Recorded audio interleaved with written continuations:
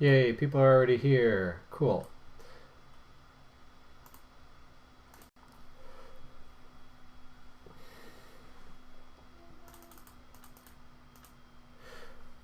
So I'm going to let people come into the room.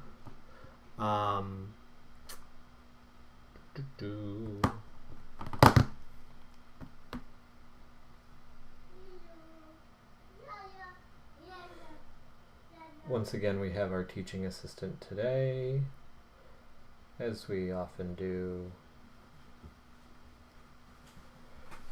Here he comes, as if on cue. Oh, no, you can't have a pen. Hi.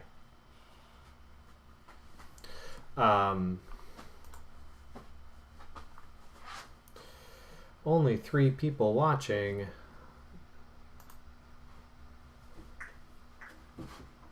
Linda. 5 watching, yay.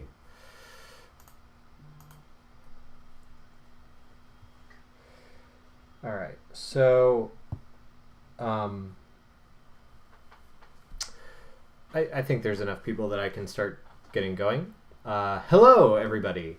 So today we're going to talk about the final 4 principles of animation that we have not discussed yet. And once again, remember that for the homework this week, you pick 2 of the 3. So yeah, that's all the announcements I personally have.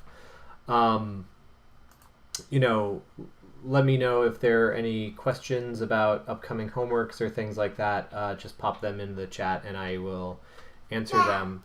Otherwise, I'll get to it for today's content. This one had me kind of digging through some of my older stuff, just because I thought it would work for the lecture. So tried to vary some examples. I also we've covered some of the content, so I took, and I'll tell you where that is. So I've taken some opportunities to expand on things that people have seemed to have questions about. So I'll get to that as we get there. But today's topics are timing, exaggeration, solid drawing, and appeal. Again, these are the last 4 of the 12 principles of animation that we have to cover. And again, here's our handy dandy GIF that gives you a description of everything, made by a company in Cleveland. But I'm going to dive right into it. And the reason I want to do that is, again, take advantage of the fact that we might have some discussion time. But the first thing I want to talk about is timing. And timing is really simple.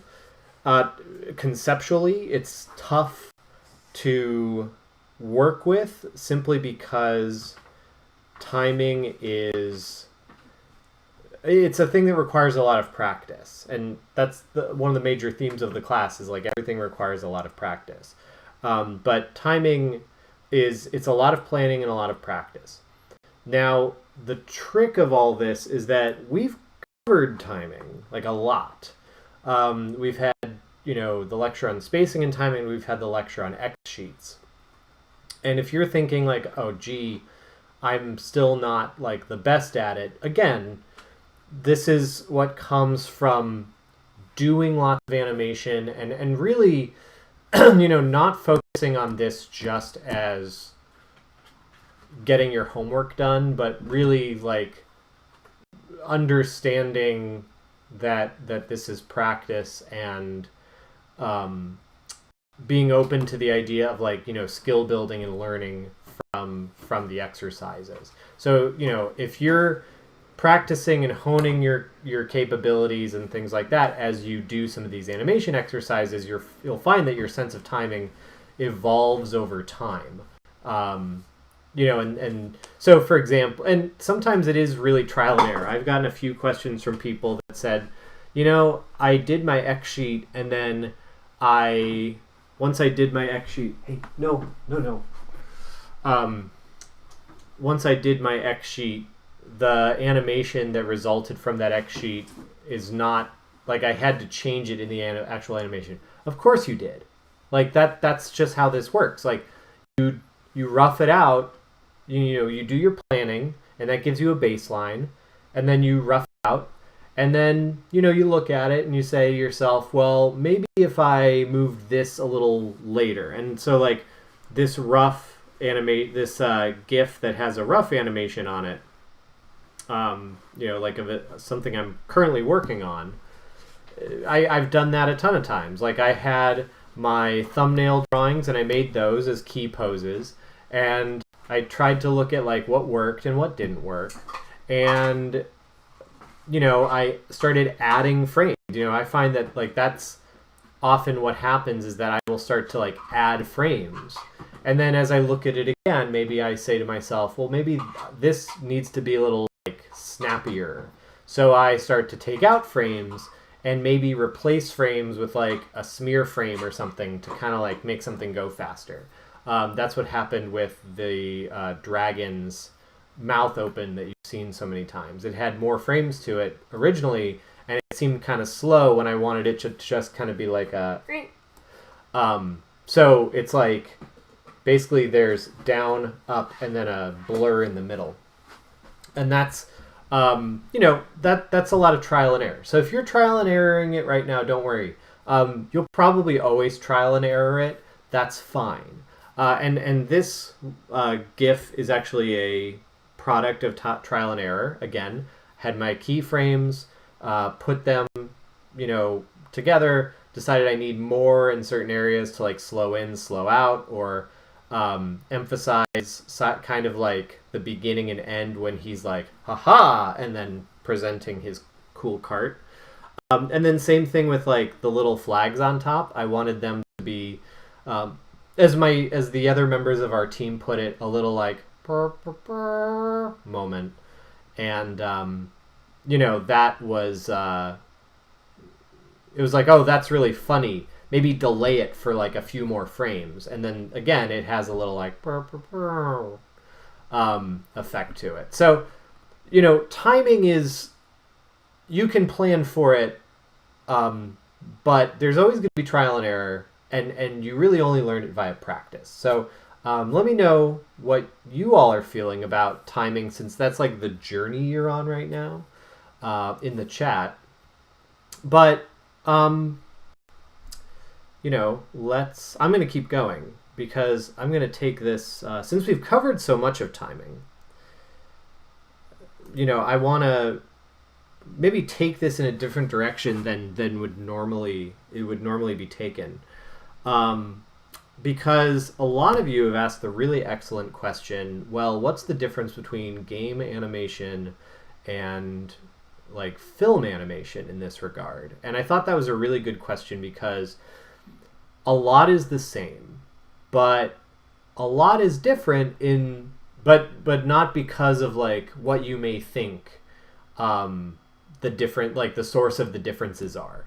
And it's a good bridge from these sort of like technical aspects of all of this into the as you've probably surmised, a lot of, I'm going to go, and I can now officially say this, for reasons that will be very clear in the next few weeks. But like, this is an art, and the degree we are building is like kind of it's modeled on an art degree. And because of that, we are obviously dealing with technical things, but because we are based in this art, us being the like art of animation in particular, we're responding to technology, but technology is just sort of like the apparatus through which we are making our art. And, so we have to think of like how the goals of art, which is usually like based in human expression, really. It's like human expression. And so for animation, like we are expressing ourselves and our intent through these pieces of art of, time-based animation and like, moving pictures, basically. Tried not to use that phrase because it sounds so old-fashioned, like talkie pictures. But it is essentially what we're doing is, it is time-based art. And same thing with video games. It's time-based art in that it occurs over time and often features animation, but the way, because games are so based on, take the human experience element of any part of any work of art and like just crank it, because you are directly dealing with human-computer interaction there. And understanding how there's this thing called game feel, right? Where it is basically like the understanding of how your game feels when it is being interacted with and how players respond to it. And that sounds, it's very distant from a lot of folks' understandings of, like, again, doing Unreal tutorials or something. But that's really what makes a good game. Like, if you just do the tutorial stuff, you're going to make a functional game. But if you want to make a good or even great game, you need to, like, work around it. You have to do, like, extra work to get the things that is going to make, like, a player excited or feel emotions with your game.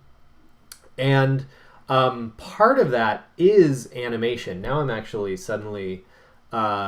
maybe I can pop up a video here in a second. But there is... What is William doing? There is very much... well, let me go through this and you'll see what I'm talking about. So I have a screenshot here, not of Nemo, obviously, which so many of the examples have been. What are you doing? Are you getting into trouble? He's like, yep, me and Blathers. So there is... I'm working on a side game called Kudzu, and part of this is because there's a game engine out there called GB Studio, and it allows you to make games for the Game Boy. And it actually like exports a ROM that you can put into either a Game Boy emulator or flash onto a Game Boy cartridge. And so like that's pretty cool. I loved Game Boy as a kid. I still play Game Boy games. So I was kind of excited by the opportunity to like learn this engine and maybe have another like tool in my toolbox to make things with, or even suggest to students for small games. But one of the things that I love about engines like this is their limitations. And I know that sounds weird because when you're learning these technologies, everybody always seems to want to learn the thing that like will make their dreams come true, right? And that's like our Unities and Unreals. But the thing about those is that you can do so much that the idea of making something for them becomes like really overwhelming. So we've talked a lot about like, well, how long does it take to make some of these sprites for Nemo? And it can take weeks to make even just like one of these non-player character animations. The reason being is that like I have almost unlimited potential in that realm. So sometimes it's nice to just be like, play with the Pico 8 engine and have only the ability to make 8 pixel by 8 pixel sprites. And like that's the little box I'm in. So that is I can crank out something super creative within that little box. And that's what's nice about this. So if you look on the bottom of this, so this is like a room in a level. And this is essentially like what would be on the screen at a time, or more technically, what would be in RAM at the time, when you're playing the game on a Game Boy. So, there's some numbers at the bottom here of this image. And those numbers are actors. So a scene in GB Studio can have 30 actors in it. But you can only have 9 actors on screen at once before the frame rate of the Game Boy starts to chug. So, this seems like potentially a lot, but it really depends on like the scene you're making. You can only have essentially like 9 interactive objects on screen at one time, and it actually is really hard to work within that limitation. And again, I like that though. I like, I like the idea of maximizing my design. So it's a nice creative process. But most pertinent to our discussion is that F number the numbers be next to F in the middle. That is frames. So basically, anytime you add a character, if it has animation, basically there are only allowed to be 25 frames of animation in a scene. So those like bugs there, the kudzu bugs, I think they have 6 frames of animation each, and the player character has 6 frames of animation for moving around, but also it changes to another sprite that like animates. It's like a Zelda-ish game, so that animates when he attacks, and so that's additional frames of animation. So when the player shows up, it creates a lot of other frames of animation. And all of this is to say that you can hit that number like that. If I put one more enemy type in there, it would go way over. So, this is where you would get a simple screen where it's like, maybe there's one or two max type of enemies per little screen or room of space. So you start hitting this really hard. And here's like an example of a room where I just like, because the engine doesn't have a prefab system as of right now. So, to show you like what this means is, so I just like, there's a little cave where I dump all the prefabricated stuff. And not all of these are mine. Some of these just are sprites that came with the engine. The snake and the little seed in the corner are mine. But I just keep all of these like prefabricated objects just for their behaviors, and I can copy scripts between objects and things. But, look at the bottom there. That is 17 out of the 30 allotted sprites. So I couldn't walk into this scene. It would break the scene. And then also look at the F number, 32 out of 25 frames. Now, if you're wondering, well, that doesn't seem so bad, keep in mind that a lot of these sprites don't animate. They're just like a picture. So that's 1 frame of animation, even if you just have like a character that's completely still, like that wizard there. So all of this is to say that game animation is the art of working, first of all, in constraints. You don't have the luxury of, slowing yourself down always with more frames of animation. Because if I did that, and there was 1 or 2 times where like in animating pixel characters for this game, I got kind of like my inner animator took over, and I had these like gorgeous 16 frame animations, and then I was like, wait, what am I doing? I need this to happen in 2. So how do you account for that when you're doing game animation? Well, so part of that is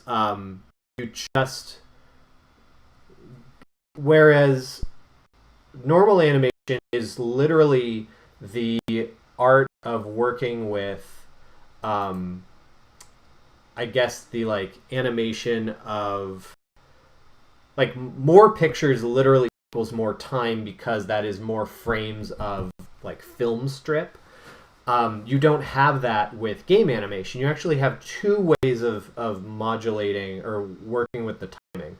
One is number of frames. So we've talked about in terms of like, if you're playing a game animation at a certain frame rate, then more frames will make pauses read more as pauses and things like that. The other thing you have, and I've already alluded to it, is frame rate, where for example, we have a character animation. So there's this like little goat in my little Game Boy game, and or there's going to be. I haven't implemented him yet. I've just drawn him.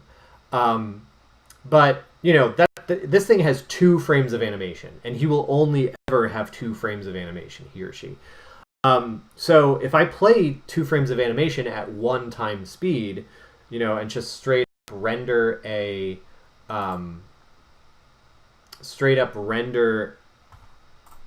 there we go, straight up render a GIF of this animation, you're going to have the one on the left where it's super fast. But if I lower the frame rate to be a quarter of its speed, then I get something more like what I want that to play as. And so in the engine, I can set its animation speed. So you get that in a lot of engines, is that you have setting the animation speed and setting the and actually doing the drawings like you would in animation. So you have 2 ways to control timing. The benefit of this, obviously, is that you have more control. The downside of this is that you almost have to like throw some of the laws of animation out the window, because you're having to almost like take apart everything you've learned and then relearn it. So the other thing to note about all of this, and I've alluded to it, this is the reason I used a Game Boy example, or like a retro console example. It's because we don't have I actually think that and this is something that we are going to kind of work on within the curriculum, but I want us to start doing like super limited engines in the beginning, and then we let you like work up to the Unity and Unreal. And the reason for that is the reason that I think that's a good way to go is that it teaches you sort of like the self-control yet when you work with these limited tools. And this is all to say that like even already in junior level, I would really recommend trying out some of these like limited tools like your Pico 8 or your GB Studios, because it's a good way to like challenge yourself. Anyway, that lets you learn how to work within a box before you go on and have like again something that can make all of your wildest true. So when you work with something like this, you quickly learn to be super efficient with your work. So again, squeeze the most out of the fewest things possible, because again, we are not making pictures that just go on film. Game animation. Animators are like not entering into games. There are crossovers. So there's the idea like again, how can we get the middle? And even animation, we'll take this.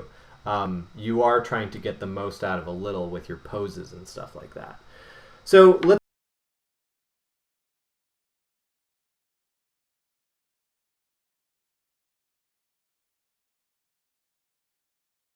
walk from Robin Hood. We've seen this image before, but like those numbers on the side are the numbers of frames of animation.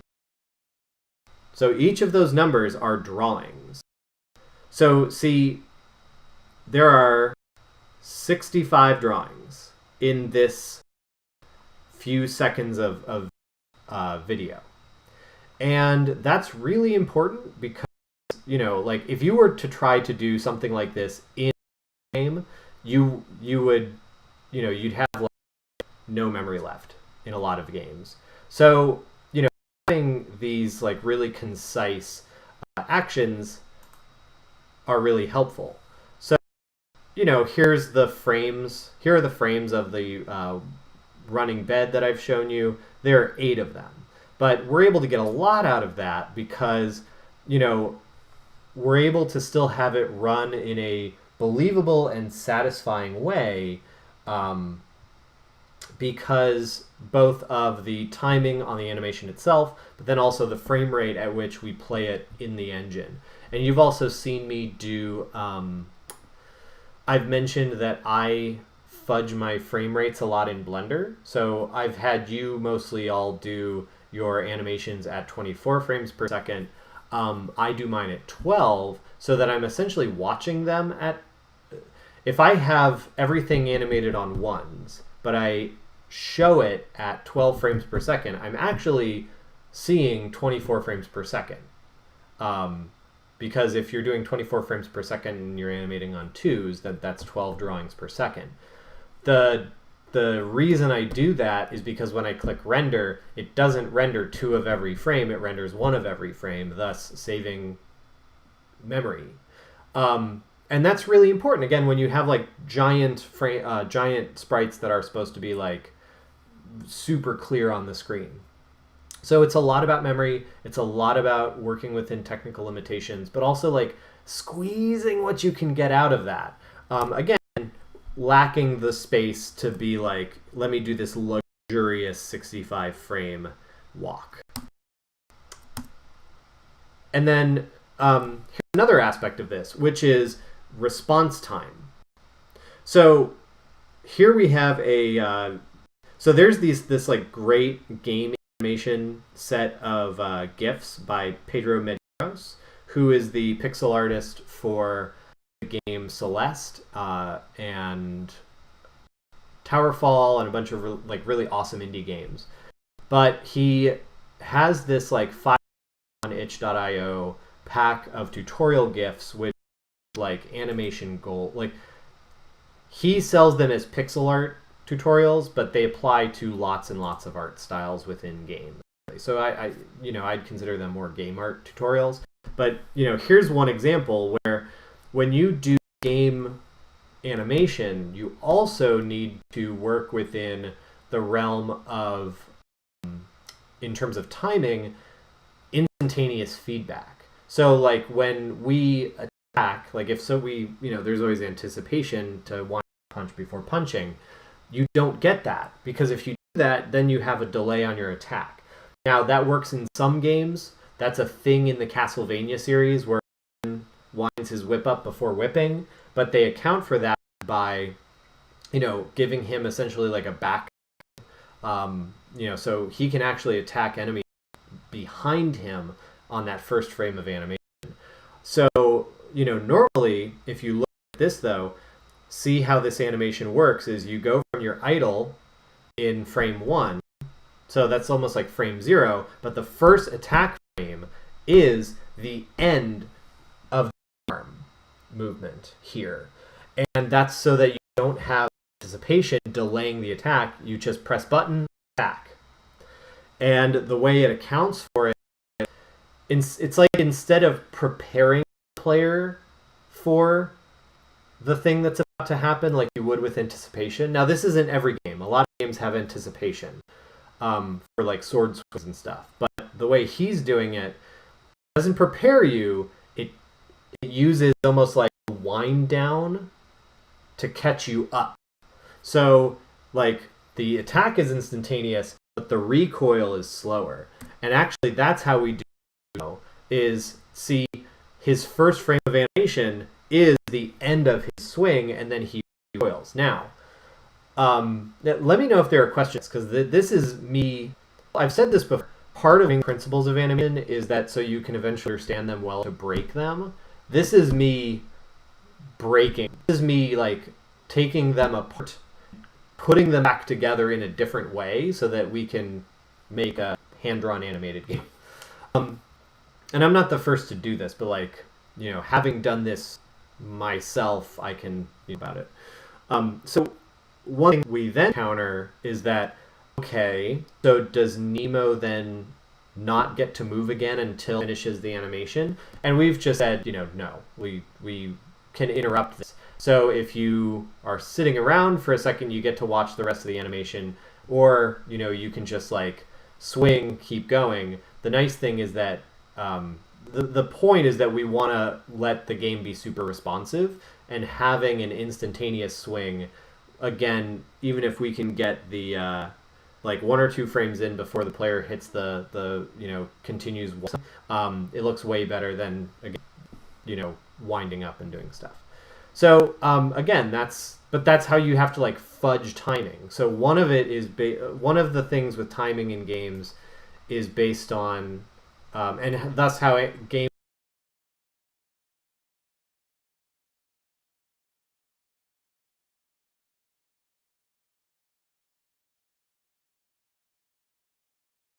is different, is you have to figure out how you're going to get the timing you want, but also within the technical limitations and saving on memory. So that's number one. Number two, that the way the timing is different in game animation is that you have to throw out rules like anticipation and things like that so that you get good feeling feedback. You want the user feedback to be like really instantaneous. Ask me questions. Ask me 2 questions about this, folks. The 6 of you online.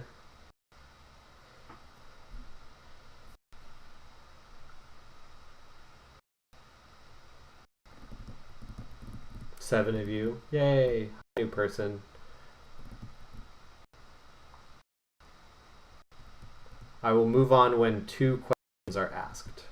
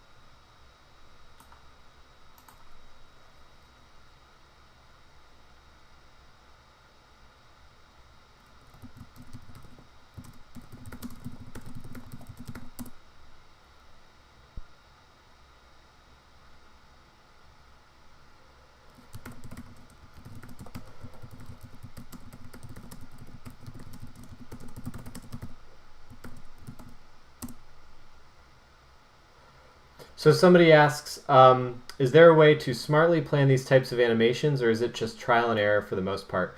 Well, so the way to smartly plan all these animations are everything we've talked about so far. XSheets, in between charts, things like that. So, don't fall into the trap of assuming that just because something isn't a perfect crystal ball that will give instantaneous answer, that it's useless.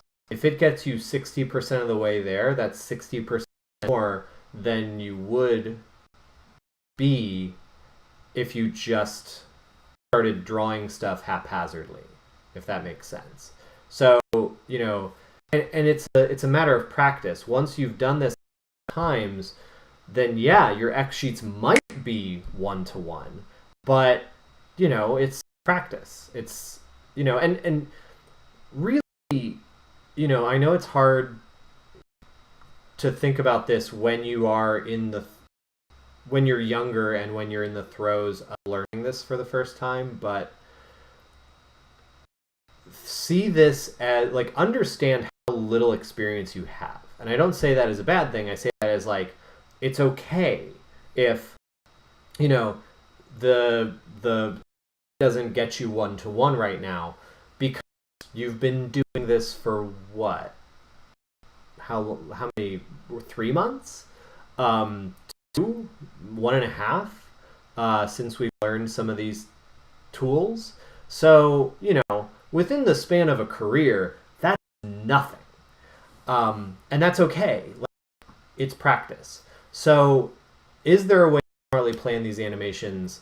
X sheets, in between charts, storyboards, all that stuff.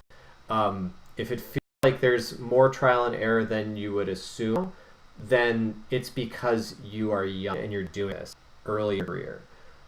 If you do this for 10 years, you're gonna be an expert. You're writing books on this. So, and you're gonna be able to do all these things with all the nuances I'm able to, and talk about I was doing this and that. So yeah, those are all the ways. It doesn't they're give all your answers that you want right now. That's not any problem with the tool or you. That's a that's just, you're early in your career. How's the game going? Game's going well. I am working on Dr. Pill's animations right now, and then that will be the last. Basically, we're trying to get a trailer now, so that's going to be the last big animation that I need to do for the trailer. I'm going to do Nemo falling out of, but from then on, I can switch gears to environment art, and then mess up the trailer and make it look. We've got all the gameplay footage we need all set up. We should like render through the video and put it in and edit it together. What's a good number of frames to try to stick to for a game? Or what number do you usually know you've gone too far and need to cut down? That's a great question because I don't have a great answer for you. When you're doing a game animation, it's all a level of scope. So Nemo, we are taking on an intentionally huge scope, but that's because we're trying to get the game, like have animation be a selling point of the game. So the scope is massive, but it's more an aspect of like, how do you plan the project out? So, the scope is massive right now, but we are also front loading a lot of our animation. So we have a lot of enemies, we have all the player characters, like most basic actions done, like the most necessary actions, and we have a lot of NPCs done, as you've been seeing. And then we're using that base to then put together a trailer to then get some so that we can show the trailer around and get funding. So it's, we're trying to take on a big scope at the beginning, but then so we can maybe get some funding to have some people help us out with, the full scope that we want. And if we don't get that money, then we'll take what we have and then make something that isn't the hopes and dreams version, but is still pretty good. In terms of a normal game, again, it really depends on you can get away with fewer frames of animation in a pixel art game than you can in a 3D third-person game. So it kind of depends on the style and everything like that. But game animations tend to be, again, shorter and more based on loops than, again, that nice 65-frame Robin Hood walk. Do you need XSheets for 3D animation, or is it only for 2D/drawn stuff? I've seen people use XSheets for 3D animation before. Here's the thing. At this point, think about this. How are all the ways that 2D and 3D animation are the same? What are you planning out with an XSheet? You're planning out timing. Why would you not use an XSheet if it's a tool that can help you learn timing? Because timing is not exclusive two-dimensional or three-dimensional. You are perhaps on an XSheet, you're not planning out where your drawings are with 3D animation. You might plan out where your key poses are, and then, where you should put in-betweens and breakdowns to get the motion to be right, so it's not that, robotic computer interpolated version.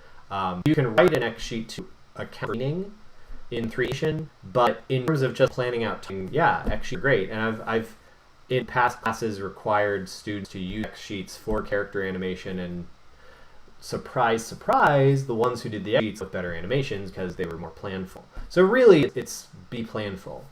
Found it so much easier to plug something in 3D and play over and over until I'm satisfied with the motion.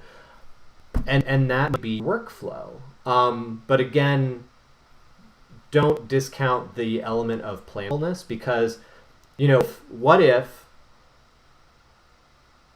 that reduces of experimentation? Because and again, XSheets I know are foreign and weird right now, and you just kind of want to jump in, but jumping in is, if you're not planful, and right now it seems like being planful is less time, but eventually it will start to save you time as you get better at the animation part. So, and I realize I'm saying it's one of those things that you will come to appreciate as you get older and as you become more experienced with it. Right now it feels more intuitive to in, but dive in can be where you're like and there and tinker. Whereas if you have like the Dr. Pill animation I did was, I'll say this, I do a lot of fails and the drag is rough a lot longer than because Dr. Pill, the guy that I showed you the cart and the case thing, like they have top hat. I did thumbnails, kind of stored that thing out because I knew it would be like tough to do the cart out. So I sorted it out myself and sat there and worked on the top beforehand, and it had faster. Drawing was faster. Still some tinkering, very minor tinkering instead of tinkering the big motion. So planning, and I know it doesn't always feel like it, planning saves you time. So if there are no more questions, thank you all for all those excellent questions. I gotta scoot through this. So let's talk about exaggeration. So exaggeration, as quoted by animator Dante Rinaldi, is less of a tool in and of itself, but more the degree to which you apply the other principles of animation. So, remember that animation is not simulation, it's representation. And to communicate our intended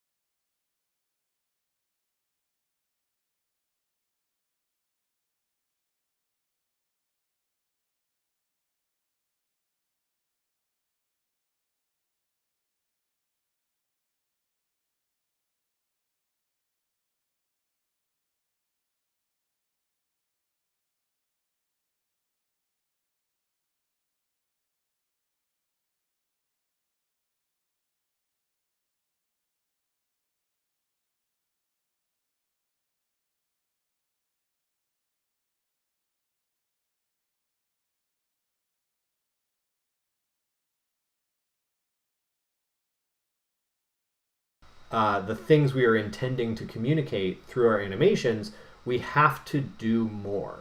It's not enough to draw things as they are. If we try to do that, it's going to look robotic and simulated. So we have to push poses and movements more. Now, the amount of that, because it's, again, exaggeration is not a tool in and of itself. It's how much do you use the principles of animation? Like so many other things, it's how much do you actually use based on your art style. So here's a really good basic example. You've got a character and you want to show that they're happy. What are the ways you're going to show that they're happy? Maybe you want to have them, go like that. A real human is not going to curve their body as severely as the figure on the left. And I got this from an animation blog called I Want to Be an Animator. A real human is not necessarily going to pose themselves like that.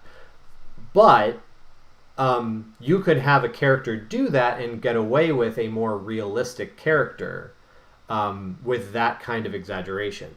Now, if you're doing a character that you can have a little bit more, it's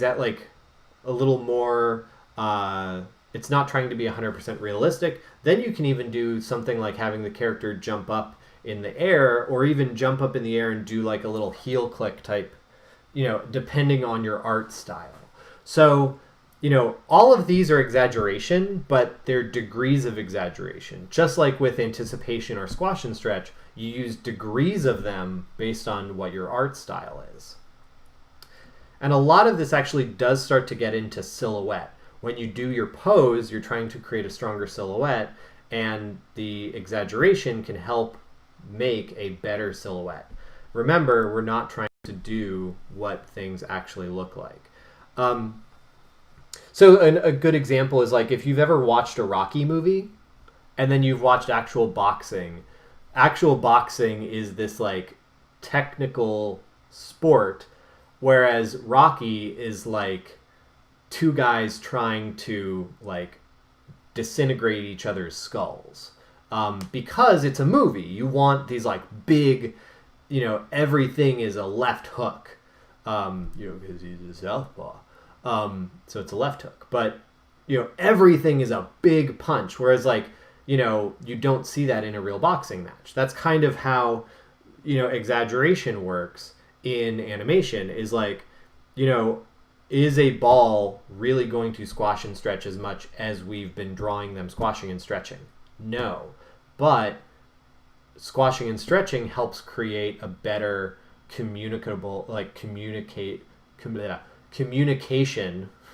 of like our intent. And see the poses on the left. I got that from another animation blog.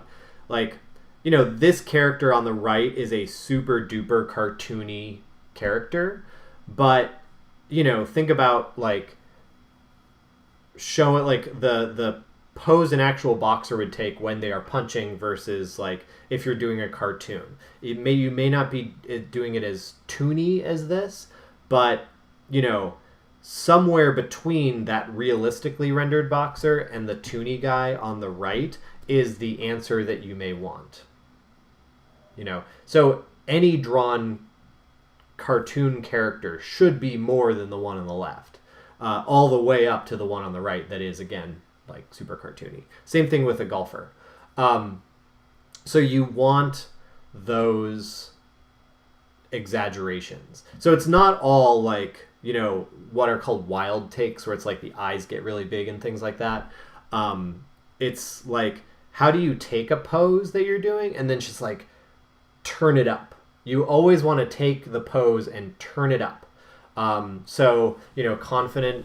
Remember we looked at like the confident earless dog character. So you might take like the Vince McMahon like thing like we saw in the gif of Vince McMahon, and then you take it up to like here, right? So like human doing a silly confident walk will be like, and then cartoon will be like that. So there's degrees that you go and you push that a little bit based on your art style to get to, again, tell the audience this guy is confident or Bugs Bunny is surprised. You could easily have him jump in the air and do the pose he's doing, but then they actually pushed the pose by having his head squash and then his ears stick straight up. So they took this pose that could have been and really like emphasized parts of it. And like extremes and exaggeration are really important when you do like if you're ever working with characters that are not just like normal human anatomy type characters. So here you have flying carpet. You had a similar thing with your sacks of flour. You need to exaggerate poses for pantomime because remember, animation is acting. You are acting through the 3D model or the drawing that you're making. So you need to pantomime through that. So if you're pantomiming through a carpet, then suddenly you have to like really push the poses to get a sense of like, when carpet goes me, it's not enough for him to be like, he's got to be like the equivalent of this because he doesn't have a head. And he doesn't have, he's a carpet. So he's got to have like super, over the top posing just to get the basic idea down because he doesn't have eyes, mouth that are the usual emotional signifiers. He only has the body. And again, like, we ran into this with Nemo. So we wanted to have like this shot in our trailer of the moon roaring at the player. Kind of like if you've ever played Hollow Knight, we wanted to do the thing that bosses do in Hollow Knight where they roar before you have to fight them. So we wanted to have the moon boss roar. And so there's like a version of this because I'm basing it on Winsor McKay, whose work is very, again, this is like pre-animation. I would say a lot of his poses are pretty exaggerated, but there wasn't these like principles yet. So I did a moon pose that was like angry evil moon, but still kind of within the confines of normal, like the way a mouth would be, and that's the one on the left. But then I did this other one that was like super exaggerated, and I was like, hey, what does everybody think of this, of these two? Because like one is like more accurate, and again, I still have to get a gut check on these sometimes.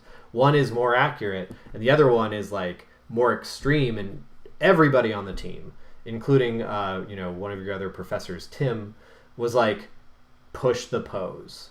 So like again, we all need these gut checks. First of all, I'm telling you about this to let you know we all need the gut checks. But so I added a little, I made sure I added a little Dragon Ball to it. Nobody's mouth gets that big that Goku's is getting, but darn it if that is not effective in really selling that idea that he's like screaming in a fit of rage. So that is what, like, that's an example of like where you, even on a facial animation, really push a pose. Ask me one question about this, because we gotta move.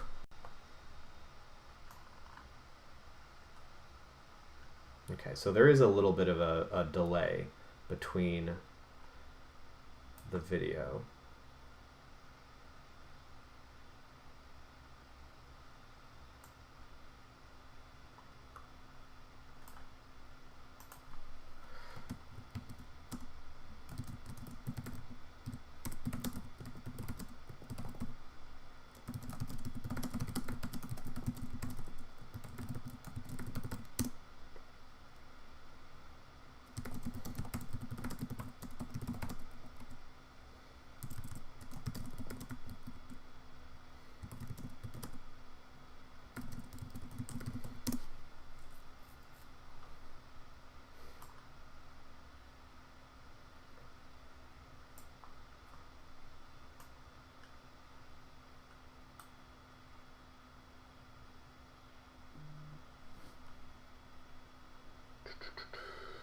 Okay, so I'm going to keep going again just to avoid dead air. But I just put a thing in the chat for people to ask me a question, so I will gladly answer them. Is there too much exaggeration based on your art style? That's the answer. Is it depends on your art style. Because if you are animating those, again, think about that slide that had Bugs Bunny on it. That's not too much for the style of the Rabbit of Seville, and the like kind of comic strip characters on the left. That was like enough exaggeration for that particular style. So it really is based on your art style. And I've mentioned this before. It's in your textbook, but there is the one frame of animation in Peter Pan where Peter's lines go all squiggly, because that was the idea of like on a one single frame to really sell the idea that he's getting hit very hard. That's an exaggeration. And that actually breaks the art style a little bit, because the art style, it's not realistic, but it's more, I would say, it's less toony. And I'm going to use like toony. Imagine like Toontown from Roger Rabbit. Every character is made of like rubber, basically, not in a rubber hose way, but in a like just they're super stretchy and squashy and everything. Or Animaniacs, which is coming back and will be zany to the max. So the those you can get away with lots of exaggeration, but in something like Peter Pan that takes itself a little more seriously, just a little bit, they add like on ones hyper exaggerations to basically like create a feel to the animation that maybe the audience member doesn't like actually intellectually pick up on. So you can do hyper exaggerations on ones to like create effects, even on like any animation. So why didn't I push the shape of the moon to accentuate jaw dropping and make it more over the top? That's a great question. So a choice I made, and I emphasize that it's a choice because, again, understand being the art director. You kind of, it's like when you are art directing, you are setting your box that you're living in. Basically, you're setting your own limitations. And again, this is why I really like working with game engines that give me limitations, because it's a way to practice working in limitations. So for the moon, I didn't want to break its shape of being a perfect circle. And the reason for that is that in the comic, because we are working with an existing comic, the moon is always a perfect circle. He never really distorts. And the way McKay draws him is that everything is confined within the circle. So that was the first thing. The second thing is that we're having the moon fill the screen. And so we didn't want like parts of it to go off the screen. Now, again, I say that that's a choice that we made. That doesn't mean it's the right choice. That means it's a choice. So, it's a thing that you might go a different way. And so that's actually a really awesome question because, and again, think of this as like an art school class type thing versus like a, like science or something, or math, where there's like objective right answers. This is where you get into what you would call art critique, where, if I were to put something up on a screen and show it, you might have somebody like a peer of mine be like, well, ask the very same question. And you're all going to be peers of mine throughout your career. So here's a good way to get us started. 10 years from now, you might be in an audience in a talk I'm giving, and you might ask the same thing. And I would explain my choices, and you might be like, well, that's not the choice I would make, but I respect, I would do this to accomplish that. And it's not that you're like, this isn't Reddit. You're not like dumping on the person. This is how art critique and discussion happens. This is actually what art appreciation is the act of like talking through design decisions. So I love the question just because it's a wonderful mental creative exercise to be able to discuss those things. Anyway, those are the choices I'd make. You might make different ones, and we could talk about them, and that would be how art is appreciated. So keep thinking like that. That's awesome. Way to go. And again, it's not a right or wrong thing. It's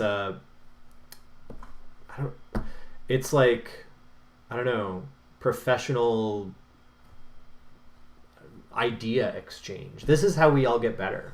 Whoops. We don't get better by you getting a first-hand nosedive off the edge of my desk. Thank you for the question. That's excellent. Solid design or drawing. Now, most books you'll see will talk about solid drawing, but I'm going to adopt the animator from before's. What was his name? Boop, boop, boop, boop, boop.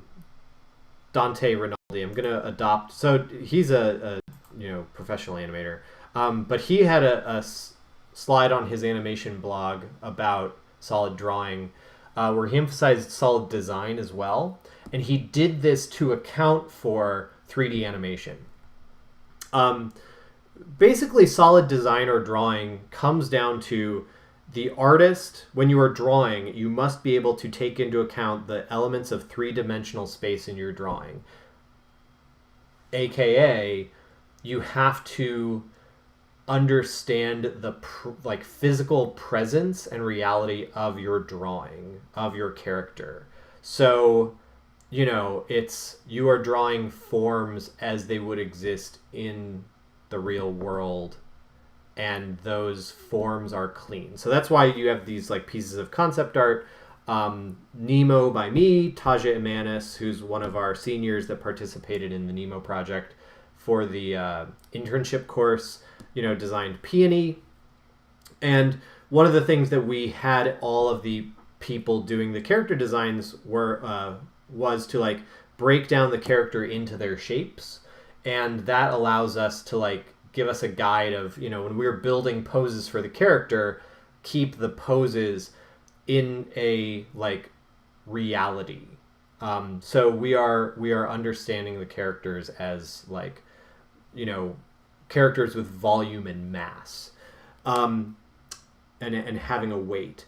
So all of this really comes down to drawing and modeling well. So the animator or modeler needs to be a skilled draftsperson. And again, this is why I'm not grading on quality, for the drawings. I'm doing a little more now, but mostly with the criteria of does it look like you've been, drawing and practicing drawing for the time that you've been in the class?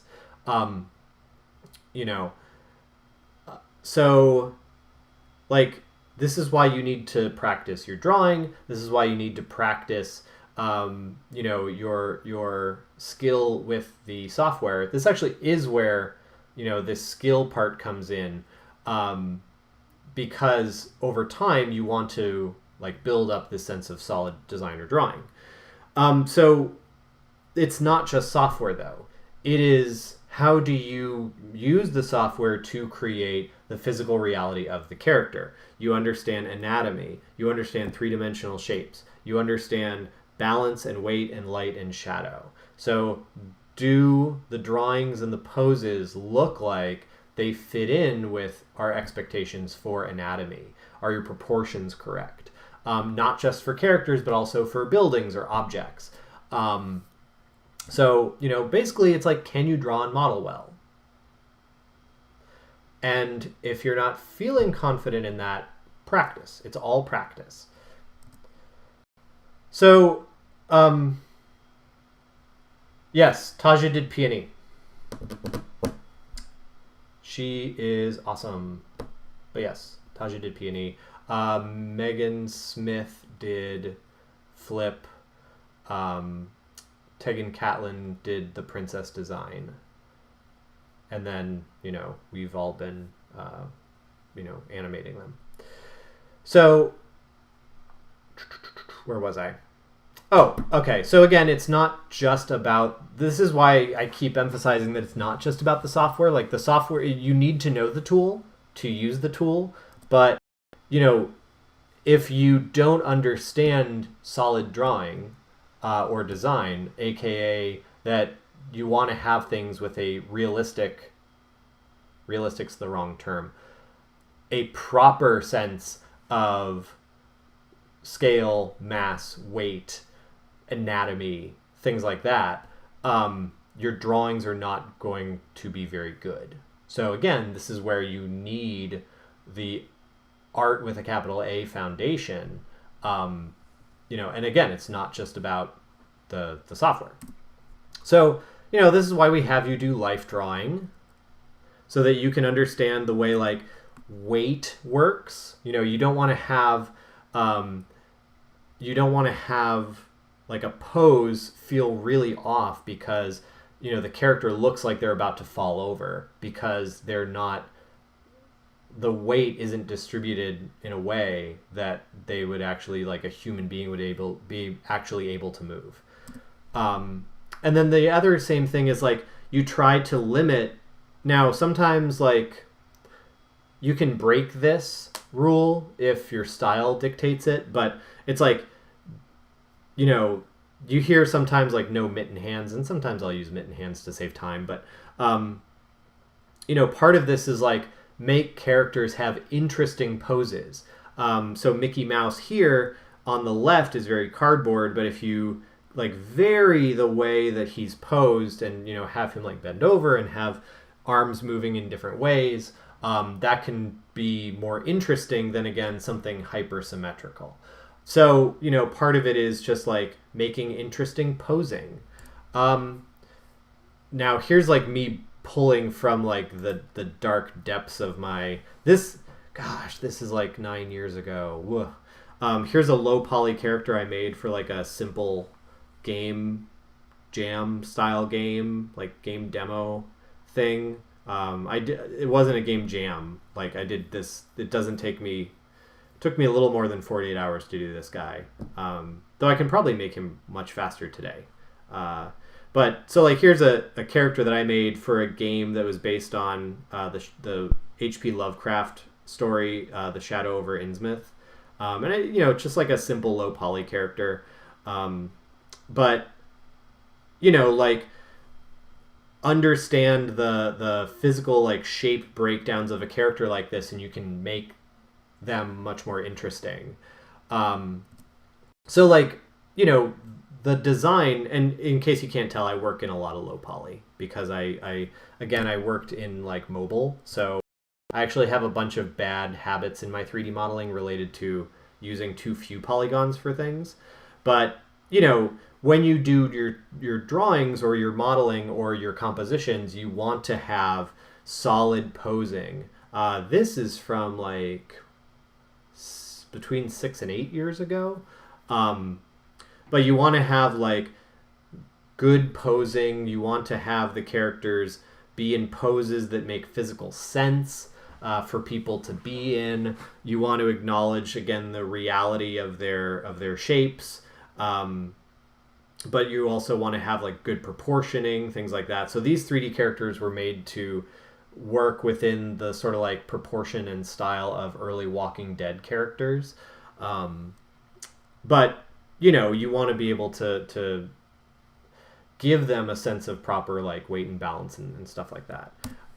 And for anybody that's like, oh well, it's not about like, haha, I've tricked everybody, I'm going to work in 3D and I never have to draw again.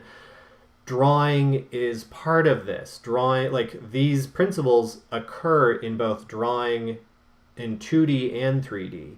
And in fact, 2D is where we can plan for these 3D things. And this is where you get, when you look at Disney's work, a lot of their 2D or a lot of their 3D is still based in like good 2D principles. Oh geez, he's scary. Yeah. So, this is where like the 2D and 3D are actually very similar. And, even when you're doing, this is a bad screen cap, I'm sorry. Even when you're doing abstract work like Waddle here, this is still solid drawing because you are like, this is a clean and understandable character that has like solid construction to him, even if he is abstract and simple. And then I'm just going to blow through here. The last thing is appeal. It's equivalent to charisma in actors. Basically, it's like, does the audience accept the reality of your character? Does the audience find the character interesting? And can the audience read the character? This is not a flex. I know this is going to sound like a flex. But I do not mean this as a flex. I'm just reporting on things that I have been told by people who've looked at our game, but I've been told that our flip reads better than Winsor McKay's flip.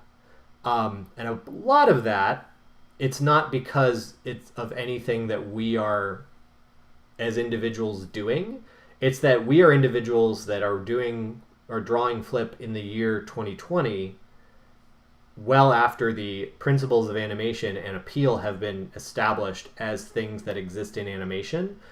McKay didn't necessarily have that. And I think his flip actually has enormous appeal. He's got like I think he has like a good solid like drawing shape and silhouette.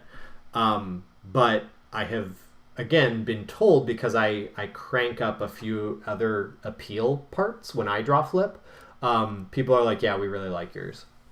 So, appeal is something that you can manipulate, and ours has more of what, we know now as appeal has than, back when in like 1905 when there wasn't these laws. So, by the way, I got to give a shout out to Megan Smith. She did the design for our flip.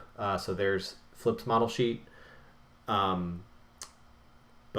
she emphasized some like really good parts of that character. But again, we've talked a lot about this. Appeal has a lot to do with, for example, like ways that you can, I guess, it sounds like, how do you build charisma? Part of it is, is the character recognizable? And part of that is solid drawing. But, the idea of, are the shapes recognizable and understandable in things like silhouette? Do the characters' personalities shine through when you're looking at stuff? So it's actually kind of weird. Like, I had a piece of, like, I had this famous scene from Don Quixote on the cover of my board game, but people really started liking and sharing the artwork more when I made this the cover of the board game, because the emphasis was on these characters with really easily readable and understandable personalities. Just by looking at the pictures here, your flip looks determined to fight, while McKay's looks like he's ready to take a 20-year-long smoke break. Yeah, that's kind of how McKay's always looks. He doesn't really often change his facial expression. His poses can change. But yeah, like, he's always just sort of, even in emotionally intense moments, like, oh man, that's cool. So yeah, he never really changes his expression very much. But we also, added more. One, he's like, his expressions are more readable, but two, we're working with like body shape more. So we emphasize that, we make him rounder. We give him like a rounder belly and a rounder head. His body is like overall like kind of triangle-ish shaped. So we emphasize certain parts of those. Again, like kind of like Sancho here. We have him very round. Don Quixote is very tall and thin. And you can see here the personalities are really meant to like eke through of these three characters. And again, we've discussed this before, but part of appeal also is like, if you base your character on shapes, this sells the idea of how the person, like how the viewer is supposed to feel about the characters. Round is very cute. If you want to have your characters have lots of appeal, you can make them cute. That's not to say that all characters should be cute. It's just like the easiest shortcut. But again, working with shape-based character designs is a really good way to crank that factor up. And then again, just like strong posing and facial expressions and things like that. I mentioned before in the past, like the game Swarm that I worked on.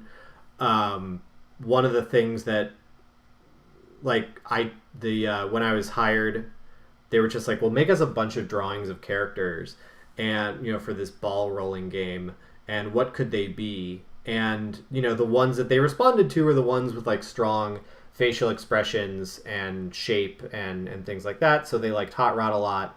Obviously, like, I softened his features up a lot, but we also emphasized, you see, like, in the final renders, he's less of a ball, but has more, again, we like pushed his poses, pushed his expressions more, and then the cop robots, we like pushed their posing Keystone Cop style, to get the right energy we wanted. But again, a lot of that was appeal, and got me hired. So yeah, that's it. Thanks for staying a little extra time. Sorry about that again. I know I keep saying sorry every time, but bleh. Any questions?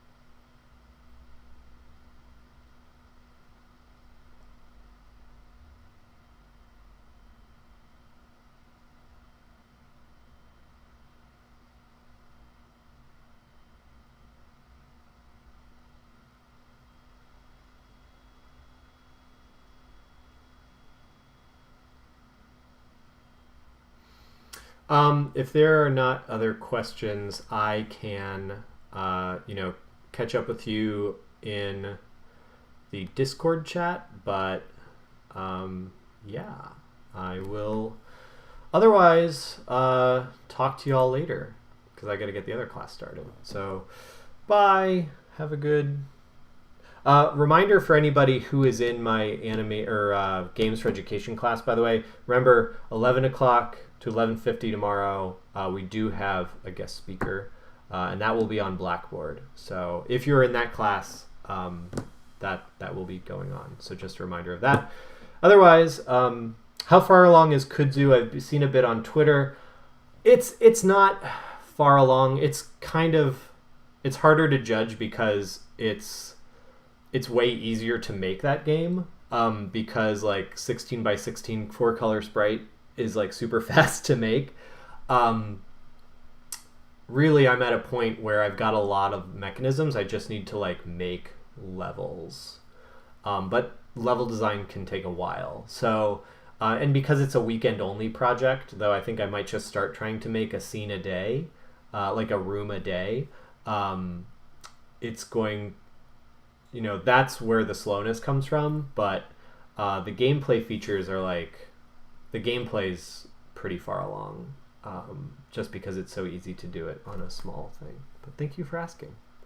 All right, I got to get going for the other class, but again, feel free to hit me up on Discord for questions, but have a good one.